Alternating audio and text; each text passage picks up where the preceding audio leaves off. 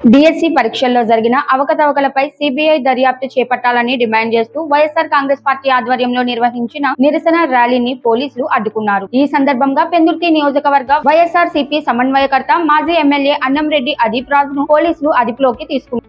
DSC నియామక ప్రక్రియలో పారదర్శకత లోపించిందని ఆరోపిస్తూ వైఎస్ఆర్సీపీ నాయకులు, కార్యకర్తలు నిరసన వ్యక్తం చేశారు. పరీక్షల్లో చోటు చేసుకున్న అవకతవకలపై సమగ్ర విచారణ జరిపి సిబిఐతో దర్యాప్తు చేయాలని వారు డిమాండ్ చేశారు. ర్యాలీ ముందుకు సాగకుండా పోలీసులు అడ్డుకోవడంతో ఉద్రిక్త పరిస్థితులు నెలకొన్నాయి.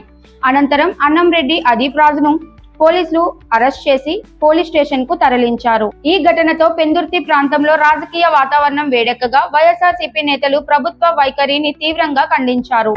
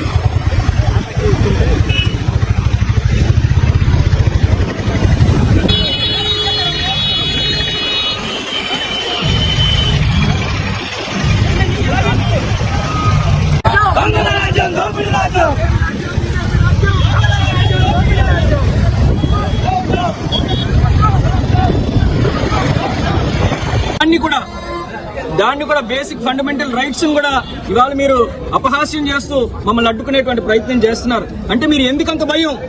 ఇవాళ మీరు తప్పు చేయలేనప్పుడు మేము ప్రజల్లోకి వెళ్తే ఎందుకు మీకు అంత భయం? ఇవాళ వైఎస్ఆర్ కాంగ్రెస్ పార్టీ వాళ్ళని మీరు ఎన్ని రకాలుగా అడ్డుకున్నా సరే ప్రజల తరపున మేము పోరాటం చేస్తూనే ఉంటాం. జగన్మోహన్ రెడ్డి గారి తరపున మేము ఎప్పుడు కూడా ఆయన నాయకత్వంలో ప్రజల గొంతుగా ఇవాళ ప్రతిపక్షంగా మేము మా పోరాటం కొనసాగుతూనే ఉంటుంది. మీరు ఎన్ని పోలీసు అడ్డంకులు పెట్టినా, ఎన్ని అవాంతరాలు సృష్టించినా ఇవాళ ఈ ర్యాలీ మాత్రం జరిపి తీరుతామని చెప్పి తెలియజేస్తాం.